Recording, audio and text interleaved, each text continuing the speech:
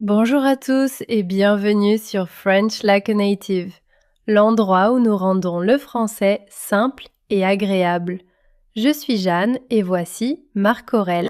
Bonjour à tous nos merveilleux auditeurs, où que vous soyez dans le monde en ce moment. Alors Marc Aurèle, il t'est arrivé quelque chose d'intéressant cette semaine?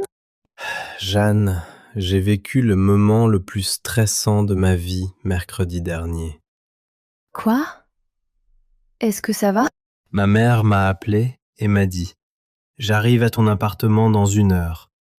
Oh oh! J'ai regardé autour de moi dans mon salon et je me suis dit « C'est une scène de crime ». Et qu'est-ce que tu as fait? J'ai jeté les vêtements dans le placard. J'ai essuyé le plan de travail de la cuisine avec ma manche.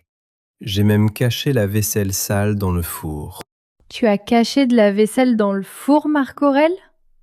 Je fais exactement la même chose quand quelqu'un vient me voir. Vraiment? Toi? Oui, mais d'habitude, je jette tout dans ma chambre et je ferme la porte. Donc tu déplaces juste le désordre d'une pièce à l'autre. Exactement. Le salon avait l'air parfait, mais ma chambre, il ne faut surtout pas ouvrir cette porte. Tu vois, c'est pour ça que les tâches ménagères sont si importantes. Si on en faisait un peu chaque jour, on n'aurait pas besoin de faire un ménage de panique. Ménage de panique. J'aime bien ça. C'est quand on nettoie très vite parce que quelqu'un arrive à la maison. Oui. Ton cœur bat à toute allure. Tu jettes des choses partout. Tu essuies les surfaces avec tout ce que tu trouves. C'est ça, le ménage de panique. Et je pense que beaucoup de nos auditeurs connaissent ce sentiment. Si vous avez déjà fait un ménage de panique, dites-le nous dans les commentaires. Alors, je pense qu'aujourd'hui nous devons parler de ça, n'est-ce pas? Les corvées, les tâches ménagères, toutes ces choses que nous devons faire pour garder nos maisons propres. Ouais. Et c'est un sujet tellement pratique parce que nous faisons tous des corvées, même si nous ne les aimons pas. Et il y a en fait beaucoup de français utiles dans ce thème. Des mots que vous pouvez utiliser dans des conversations réelles tous les jours. Exactement, donc aujourd'hui nous allons parler des corvées courantes, partager nos habitudes de nettoyage, la version honnête, et vous aider à apprendre comment parler du ménage en français naturel. Et plus tard, je vais avouer quelque chose sur mes habitudes de nettoyage qui est honnêtement un peu embarrassant. Oh, je suis déjà curieux. Mais d'abord, parlons des corvées de base. Marc Aurèle, quelle corvée fais-tu régulièrement? Eh bien, celle que je fais le plus est probablement la vaisselle. Je cuisine presque tous les jours, donc il y a toujours de la vaisselle à laver. Pareil. Et voici quelque chose d'intéressant pour nos auditeurs. Quand on fait la vaisselle, il y a en fait plusieurs étapes différentes. Oh, c'est vrai. D'abord, on doit généralement frotter. Frotter signifie frotter fort pour enlever la saleté. Comme quand on a de la nourriture séchée collée sur une poêle, il faut vraiment frotter. Oui, on utilise une éponge ou une brosse et on frotte, on frotte, on frotte jusqu'à ce que ce soit propre. Et parfois, si la nourriture est vraiment collée, il faut d'abord laisser tremper le plat. Laisser tremper. C'est un excellent mot. Laisser tremper signifie laisser quelque chose dans l'eau pendant longtemps pour que la saleté devienne molle et plus facile à nettoyer. Je vais laisser tremper la poêle pendant un moment. C'est ce que je me dis tous les soirs et puis j'oublie jusqu'au lendemain matin. Marc Aurèle, ce n'est pas laisser tremper. C'est juste éviter de faire la vaisselle. Et j'appelle ça du trempage stratégique. Bien sûr. Et après avoir frotté, la dernière étape est de rincer. Rincer signifie laver rapidement quelque chose avec de l'eau propre pour enlever le savon. N'est-ce pas? Donc le processus est laisser tremper si nécessaire, frotter la saleté, puis rincer à l'eau claire. 3 étapes simples et honnêtement, ce n'est pas si mal, mais je déteste toujours ça. Et la lessive? Est-ce que tu fais souvent la lessive, Jeanne? J'essaye de la faire une fois par semaine, mais parfois ça s'accumule. Ah, s'accumuler. C'est quand quelque chose continue de croître parce qu'on ne s'en occupe pas. De plus en plus de vêtements sur la chaise, sur le sol. Oui, les vêtements sales s'accumulent si vite. On se dit ah, je le ferai demain. Et puis soudain, on a une montagne de vêtements. Et il ne s'agit pas seulement de les laver, n'est-ce pas? Après avoir lavé les vêtements, il faut les plier. Plier signifie rendre les vêtements nets et plats pour pouvoir les ranger. Plier est la partie que je remets toujours à plus tard. Remettre à plus tard. C'est un bon point. Remettre à plus tard signifie retarder l'exécution de quelque chose. On sait qu'on devrait le faire, mais on dit plus tard. Je plierai les vêtements plus tard. Et puis plus tard devient la semaine prochaine. Je pense que tout le monde remet le pliage du linge à plus tard. C'est universel. Oh, et qu'en est-il des taches? C'est un autre mot lié à la lessive. Une tache est une marque sale sur vos vêtements qui est vraiment difficile à enlever. Comme quand on renverse du café sur une chemise blanche. Le pire. J'ai une tache de café sur ma chemise préférée et je n'arrive pas à la faire partir. Ou quand on mange des pâtes avec de la sauce tomate et qu'on sait ce qui va arriver. Tache rouge, fin du jeu.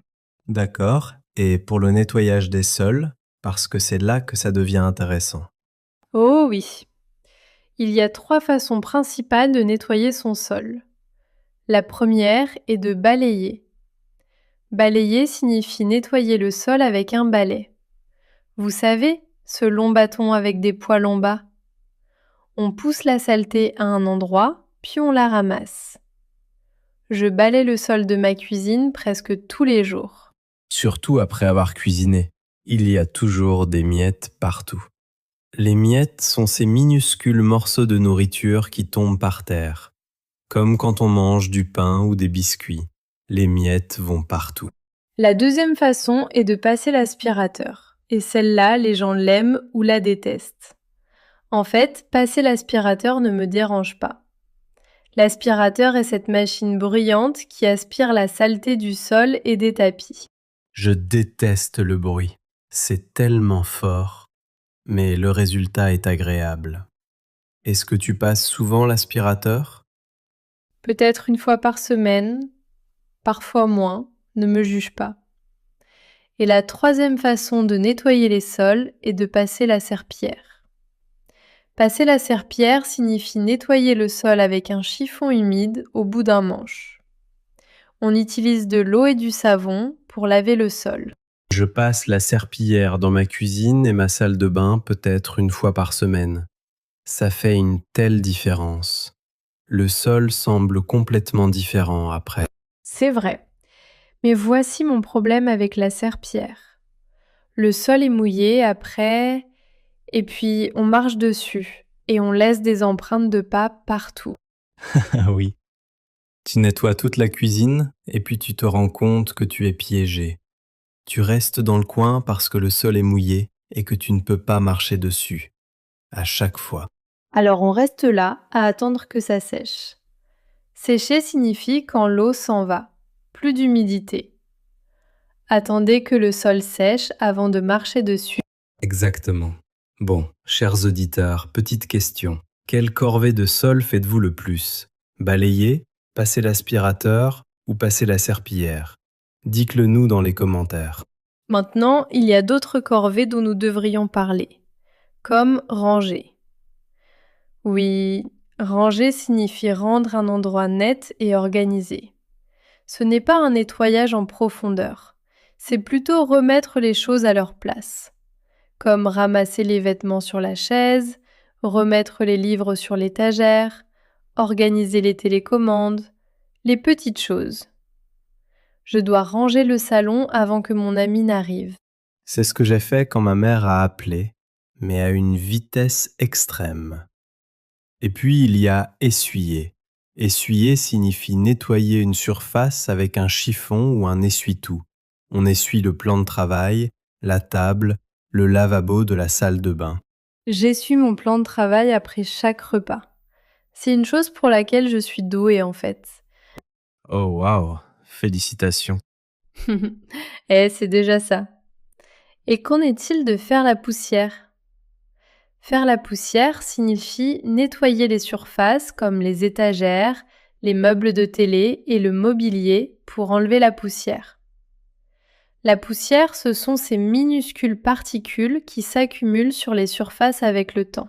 Vous savez, quand vous voyez une couche de poudre grise sur votre bibliothèque, c'est de la poussière. Et le truc avec la poussière, c'est qu'elle revient si vite. On fait la poussière le lundi et le vendredi, on a l'impression de n'avoir jamais rien touché. Tellement vrai. C'est comme une bataille sans fin. Et il y en a une autre que je veux mentionner, désencombrer. Désencombrer signifie enlever les choses dont on n'a pas besoin pour rendre un espace plus organisé et propre. J'adore désencombrer. Ça fait tellement de bien de jeter de vieilles choses et de faire de la place. Vraiment? Je trouve ça si difficile. Je regarde quelque chose et je me dis, mais peut-être que j'en aurai besoin un jour. Marc Aurèle, tu n'as pas besoin d'un parapluie cassé qui date de 2019. Tu n'en sais rien. Voici un bon conseil pour nos auditeurs. Si vous n'avez pas utilisé quelque chose depuis 1 an, vous n'en avez probablement pas besoin. Laissez tomber. C'est facile à dire pour toi. Je m'attache à mes objets. Ça s'appelle être un accumulateur, Marc Aurèle. Un accumulateur est quelqu'un qui garde tout et ne jette jamais rien. Je ne suis pas un accumulateur. Je suis juste prévoyant. Bon, parlons de quelque chose de plus amusant. Les corvées que nous aimons par rapport à celles que nous détestons. Oh, ce sera intéressant, parce que je pense que nous sommes très différents. Je le pense aussi. D'accord, je commence. En fait, j'aime bien faire la lessive. Il y a quelque chose de satisfaisant dans les vêtements frais et propres. Intéressant. Pour moi, la lessive, ça va, mais je déteste le repassage. Le repassage, c'est quand on utilise un fer chaud pour rendre les vêtements froissés, lisses et plats. Le repassage ne me dérange pas. C'est plutôt relaxant. On reste là et on presse. Relaxant? Rester debout à presser une chemise pendant 10 minutes, c'est de la torture. D'accord. Quelle corvée aimes-tu vraiment faire? Ne ris pas, mais j'aime passer l'aspirateur. Attends, t'as dit que tu détestais le bruit. Je déteste le bruit, mais j'adore voir les résultats. Ces lignes sur le tapis après avoir passé l'aspirateur, c'est si satisfaisant. Tu es quelqu'un d'étrange, Marc Aurèle. Quelle corvée détestes-tu le plus? Je déteste passer la serpillière. Le seau, le sol mouillé, attendre que ça sèche, ça prend une éternité. Tu vois, nous sommes vraiment différents. Mais tu sais quoi? Je pense que la corvée que l'on déteste le plus est généralement celle qui s'accumule le plus. C'est vrai, parce que si on la déteste, on la remet à plus tard, et puis ça devient pire. Exactement. Comme pour moi, je remets à plus tard le nettoyage du sol, et puis le sol devient si sale que quand je passe enfin la serpillière, ça prend 2 fois plus de temps. C'est un cercle vicieux. Un cercle vicieux, c'est quand une situation désagréable se répète et empire à chaque fois. Je déteste la serpillière, donc je remets à plus tard, donc le sol devient plus sale, donc le nettoyage prend plus de temps, donc je déteste encore plus. C'est ma vie. Chers auditeurs, quelle corvée détestez-vous le plus? Bon, Jeanne, j'ai un aveu à faire. Oh, est-ce la chose embarrassante dont tu as parlé? Oui. Parfois, quand je n'ai pas envie de faire la vaisselle, je mange directement dans la poêle. Tu fais quoi? Si je fais des pâtes ou des œufs, je les mange juste dans la poêle. Comme ça, pas de vaisselle en plus. Marc Aurèle, c'est à la fois intelligent, mais aussi terrible. Mais il y a moins de lavage, moins de frottage, moins de rinçage. Problème résolu. Bon, j'ai aussi un aveu. Parfois, je remets des vêtements propres dans le panier à linge parce que je n'ai pas envie de les plier. Quoi? Donc tu les laves à nouveau? Peut-être. Jeanne, c'est pire que mon histoire de poêle. Nous sommes tous les deux terribles, mais honnêtement, je pense que tout le monde a des moments de paresse avec les corvées. C'est normal. Bon, parlons de quelque chose d'utile. Comment parler des corvées avec les autres, parce que ça arrive souvent dans la vraie vie. Tellement vrai. Par exemple, si on vit avec quelqu'un, un partenaire, un colocataire, la famille, on doit discuter de qui fait quoi. On peut dire « Est-ce que tu peux faire la vaisselle ce soir? Je passerai l'aspirateur demain. » Ou « C'est ton tour de sortir les poubelles. » Sortir les poubelles signifie apporter les sacs d'ordures dehors dans le bac. Et si votre colocataire ne fait pas ses corvées, vous pouvez dire « Eh, la cuisine est un peu en désordre, on peut ranger ensemble ?» C'est poli, on ne l'attaque pas. On dit « nous » au lieu de « tu », ça aide beaucoup. Et si quelqu'un vous demande de l'aide, vous pouvez dire « Bien sûr, je vais essuyer la table si tu balayes le sol. » C'est du travail d'équipe. Diviser les corvées pour que ce soit équitable. Et honnêtement, les corvées sont beaucoup plus supportables quand on les fait avec quelqu'un d'autre. Supportable signifie qu'on peut le gérer. Ce n'est pas amusant, mais ça va. Oui, le nettoyage est plus supportable avec de la bonne musique. C'est si vrai. Je mets toujours mes chansons préférées quand je nettoie. Ça rend tout meilleur. Oh, et voici une autre expression utile. Si votre maison est vraiment en désordre, vous pouvez dire « Cet endroit est un vrai chantier. On doit faire un grand ménage. » Un grand ménage, ou nettoyage en profondeur, c'est quand on nettoie tout, pas seulement la surface. On nettoie sous le canapé, derrière le frigo, à l'intérieur du four. À l'intérieur du four où tu as caché ta vaisselle. D'accord, je l'ai mérité. Mais oui, un grand ménage est un nettoyage très complet. Généralement, les gens le font une fois par mois ou avant un grand événement. On organise une fête la semaine prochaine, donc je dois faire un grand ménage ce week-end. Et si vous voulez demander de l'aide poliment, vous pouvez dire « Ça te dérangerait de m'aider avec la vaisselle ?» C'est très naturel et pas agressif du tout. Ou vous pouvez rendre ça amusant. Mettons un peu de musique et nettoyons ensemble, ça ira plus vite. Vous voyez, les corvées ne doivent pas forcément être terribles. Un peu de travail d'équipe, un peu de musique, et soudain, ce n'est plus si mal. Très bien, Jeanne. Je pense qu'on a couvert beaucoup de choses aujourd'hui. On l'a vraiment fait.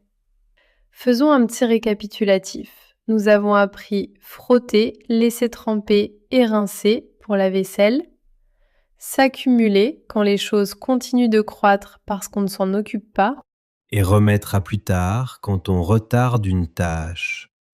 Tâche, une marque sale difficile à enlever. Et plier pour ranger les vêtements proprement après le lavage. balayer avec un balai, passer l'aspirateur avec un aspirateur et passer la serpillière avec de l'eau. Ranger signifie organiser et rendre les choses nettes. Essuyer signifie nettoyer une surface avec un chiffon. Faire la poussière pour enlever ces minuscules particules.